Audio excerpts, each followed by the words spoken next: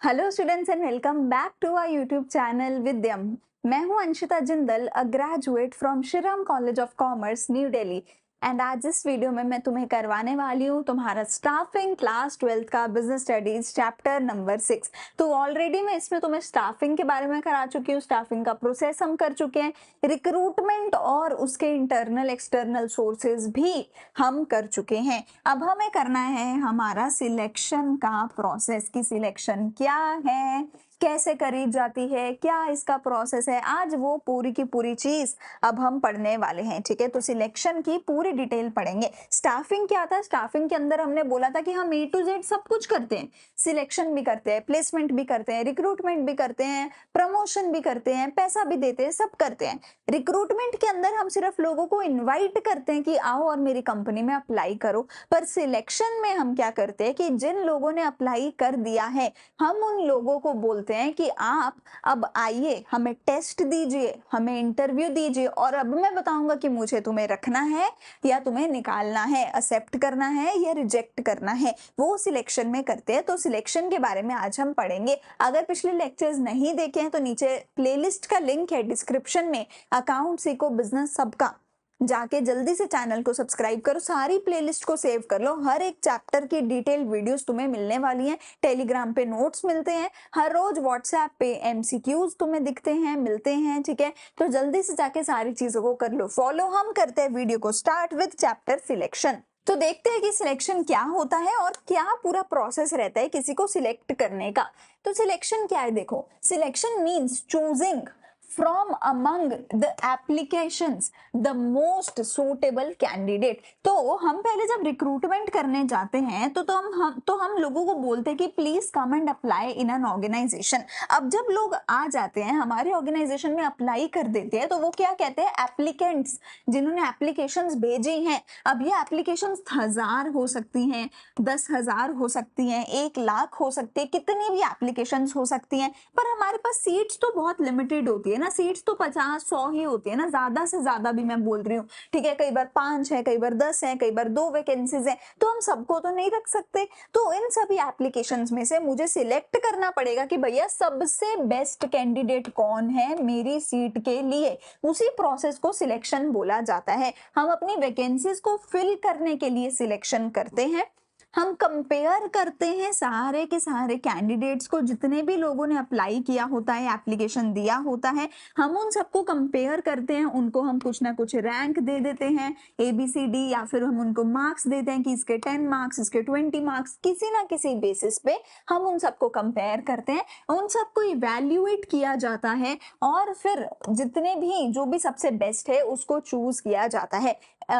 Comparing, evaluating candidates qualifications required to perform the job, कि कौन सा सबसे बेस्ट कैंडिडेट है हमारे काम के लिए, फिर उसको सिलेक्ट किया जाता है।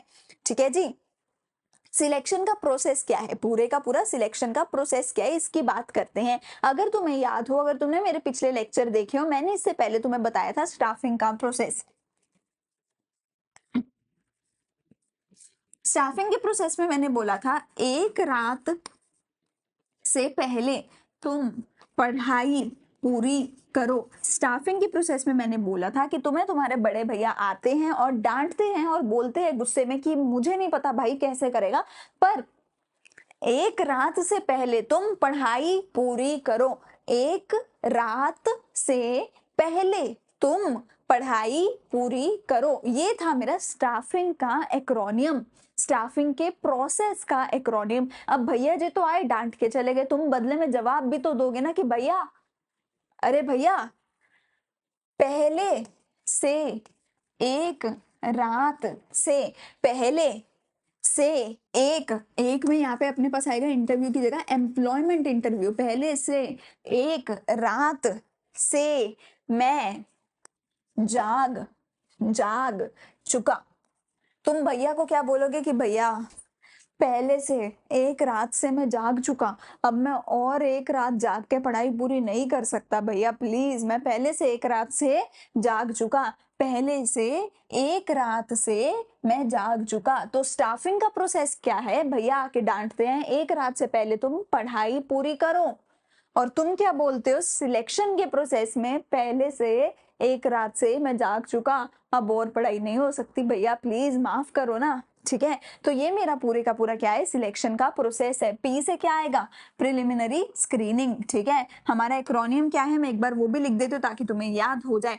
पहले से एक रात से मैं जाग चुका। तो अगर अभी तुम्हारे एक्रोनियम्स तुम याद करना चाहते हो तो अभी के अभी टाइम स्टैम्प के साथ पहले जाके कमेंट सेक्शन में मुझे लिखो कि स्टाफिंग का प्रोसेस क्या है, एक रात से पहले तुम पढ़ाई पूरी करो। और सिलेक्शन का प्रोसेस क्या है, पहले से एक रात से मैं जाग चुका। सारे के सारे बेटा दोनों एक्रोनिम्स अभी के अभी कमेंट सेक्शन में लिखो, अभी के अभी याद हो जाएंगे, वरना नहीं लिखोगे तो याद नहीं होंगे। प्लीज याद करना है तो मेरे साथ 2-3 बार 4 बार जैसे मैंने रिपीट किया है साथ साथ रिपीट करो, चाहे तो वीडियो को वापस जाके और कमेंट सेक्शन में लिखो, तुम्हें अभी के अभी याद हो जाएंगे सारे एक्रोनियम।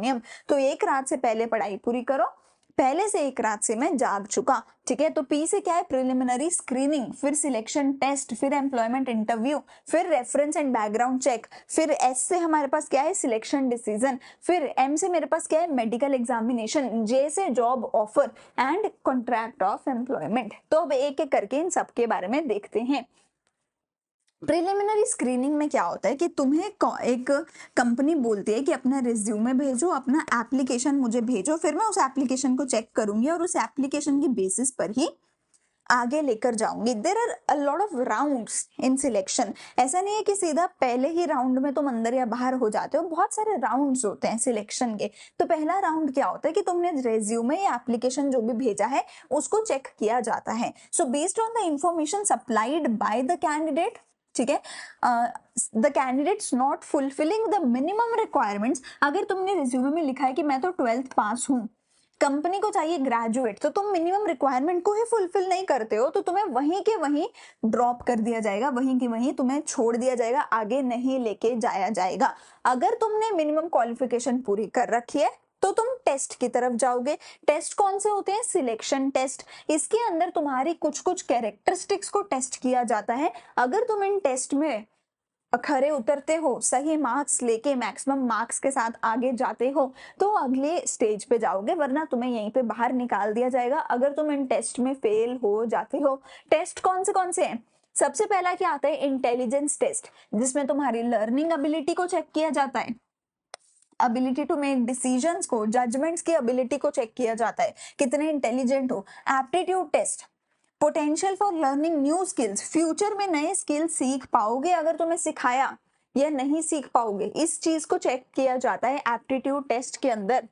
ट्रेड टेस्ट, तुम्हारे जिस काम के लिए तुम्हें रखा जाएगा क्या तुम्हें वो काम आता है, नहीं आता है। Provide clue to person emotion, नहीं ये उल्टा हो गया। ट्रेड टेस्ट का ये होगा measure the existing skills of the individual, और ये पर्सनालिटी टेस्ट ये होगा। ठीक है, ट्रेड टेस्ट में जिस चीज के लिए तुम्हें रखा गया क्या तुम्हारे एग्जिस्टिंग स्किल्स सही हैं वो देखा जाएगा। पर्सनालिटी टेस्ट में देखा जाएगा तुम्हारे इमोशंस, तुम्हारे रिएक्शन, तुम्हारी मैच्योरिटी, तुम्हारे वैल्यू सिस्टम के बारे में।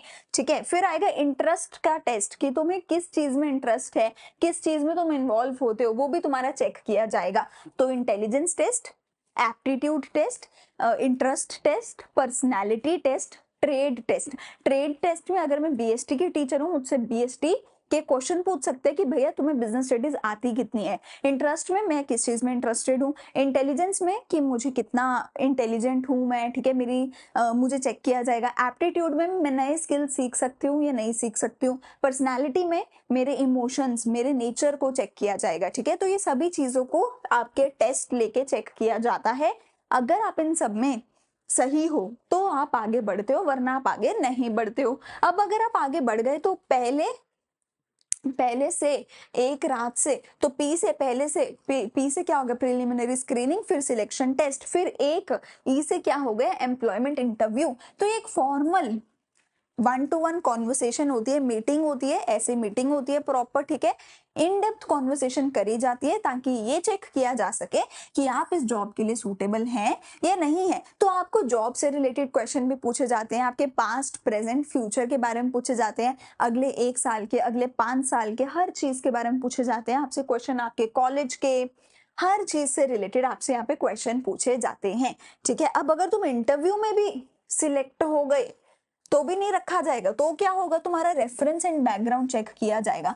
मान लो तुम अच्छे तो हो, पर पिछली कंपनी ने तुम्हें तुम्हारी किसी बुरी आदत की वजह से या किसी लड़ाई की वजह से निकाला था, तो ये कंपनी तुम्हें नहीं रखेगी, क्योंकि इनको डर होगा कि तो यहाँ पर भी वही तुम काम करोगे। तो तुम्हारा रेफरेंस एंड बैकग्राउंड चेक किया जाता है। कैसे किया जाता है? ऑब्वियस सी बात है ना, अगर तुमने किसी कंपनी में काम किया है, तुम अपना एक्सपीरियंस दिखाने के लिए उसको उसके बारे में बताओगे, तो ये लोग उस कंपनी को कॉल करेंगे और उनसे पूछेंगे कि क्या ये कैंडिडेट ठीक था।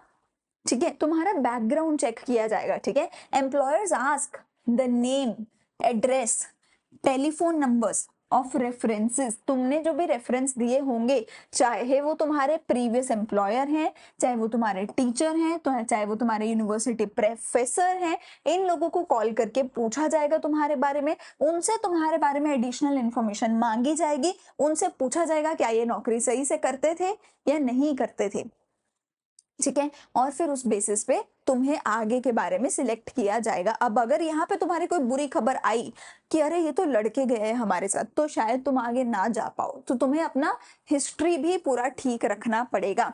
अब अगर तुमने ये सब भी पास कर लिया, तो सिलेक्शन का डिसीजन होगा कि फाइनल तुम्हें यस किया है या नो किया है। तो तुम्हारा टेस्ट लिया, तुम्हारा इंटरव्यू लिया, तुम्हारा रेफरेंस चेक किया।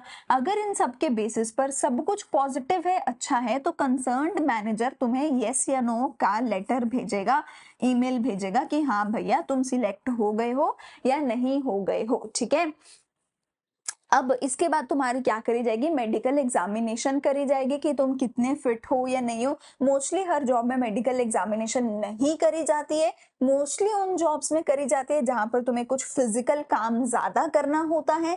ठीक है, तो आजकल तो काफी कंपनीज मेंटल इवैल्यूएशन भी करती हैं, क्योंकि आजकल डिप्रेशन के केसेस इतने ज्यादा हो गए हैं, तो कई कंपनीज आजकल वो भी इवैल्यूएट करती हैं।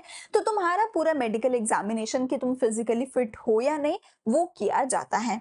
उसके बाद तुम्हें जॉब ऑफर दे दिया जाता है। अब अगर तुम्हारा सब कुछ ठीक है, मेडिकली भी फिट हो, तो और तो कुछ बचा ही नहीं ना, फिर तो जॉब ऑफर देना ही पड़ेगा। तो फिर तुम्हें जॉब ऑफर दे दिया जाता है अगर तुमने सारे टेस्ट वगैरह सब कुछ पास कर लिया। तो इसमें एक लेटर ऑफ अपॉइंटमेंट होता है, जिसमें डेट होती है कि कब तुम्हें काम पे आना है। तो ये एक प्रॉपर कॉन्ट्रैक्ट होता है, जिसके अंदर तुम भी अपने साइन करते हो, कंपनी का भी कोई मैनेजर या सीईओ या एचआर कोई ना कोई अपने साइन करता है, और वो कॉन्ट्रैक्ट होता है जो कंपनी पर भी और एम्प्लॉय पर भी दोनों पे बाइंडिंग होता है। तुम्हें वो जॉब ऑफर दिया जाता है। ठीक है, अगर तुम उसको एक्सेप्ट करते हो तो वो कॉन्ट्रैक्ट ऑफ एम्प्लॉयमेंट बन जाता है। तो तुम्हें जॉब ऑफर किया जाएगा, ठीक है, कि ये तुम्हारी जॉब है, इतने बजे तुम्हें आना है, ये है वो है। उसमें A to Z सब कुछ लिखा जाता है, सब कुछ लिखा जाता है। अगर तुम्हें 100 रुपए मिलेंगे तो 100 रुपए का हिसाब भी उसमें लिखा जाता है। अगर तुम्हें सही लगती है सारी चीजें, तो तुम उस कॉन्ट्रैक्ट पे साइन करते हो, कंपनी उस पे साइन करती है,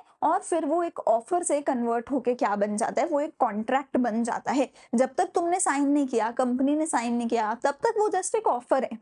पर अगर तुमने उस ऑफर को एक्सेप्ट कर लिया, कंपनी ने भी एक्सेप्ट कर लिया उस चीज को, तो वो कॉन्ट्रैक्ट बन जाता है, जो कि लीगली बाइंडिंग होता है तुम्हारे ऊपर भी और कंपनी के ऊपर भी लीगली बाइंडिंग होता है। तुम में से कोई भी उसको लेके कोर्ट में जा सकता है, कॉन्ट्रैक्ट ऑफ एम्प्लॉयमेंट बन जाता है। ठीक है, जिसके अंदर अटेस्टेशन फॉर्म होता है उसके अंदर, और कॉन्ट्रैक्ट ऑफ एम्प्लॉयमेंट होता है। अटेस्टेशन फॉर्म क्या होता है, contains essential details about the candidate for future use. Attestation form क्या होता है, उसमें तुम्हारी सारी डिटेल्स लिखी गई होती हैं, सो दैट कल को हमें किसी भी पॉइंट पे अगर मिलता है कि ये डिटेल गलत थी, तो हमारे पास एक प्रूफ होना चाहिए कि हमने तो ये डिटेल सोची थी पर ये तो गलत निकली। ठीक है, और कॉन्ट्रैक्ट ऑफ एम्प्लॉयमेंट होता है, जैसे मैंने बताया कि उसमें A to Z सब कुछ बताया जाएगा, job title, duty, responsibility, allowance यानी कि क्या क्या तुम्हें मिलेगा, hours of work, termination of employees. बहुत बड़े बड़े होते हैं चिट्ठे, ये पूरे 15-20 पेजेस के होते हैं कई बारी। ठीक है, एंड बहुत बार एम्प्लॉइज बिना पढ़े साइन कर देते कि 20-20 पेज कौन पढ़ेगा। ठीक है, बट पढ़ना चाहिए, क्योंकि उसमें सब कुछ तुम्हारे काम का लिखा होता है। ठीक है, चलो, तो यहाँ पे हमारा क्या खत्म होता है जी, पूरे का पूरा सिलेक्शन का प्रोसेस खत्म होता है, जिसका एक्रोनियम क्या था, एक रात, सॉरी, स्टाफिंग का एक्रोनियम क्या था, एक रात से पहले तुम पढ़ाई पूरी करो, एक रात से पहले तुम पढ़ाई पूरी करो। सिलेक्शन का एक्रोनियम क्या था, पहले से एक रात से मैं जाग चुका।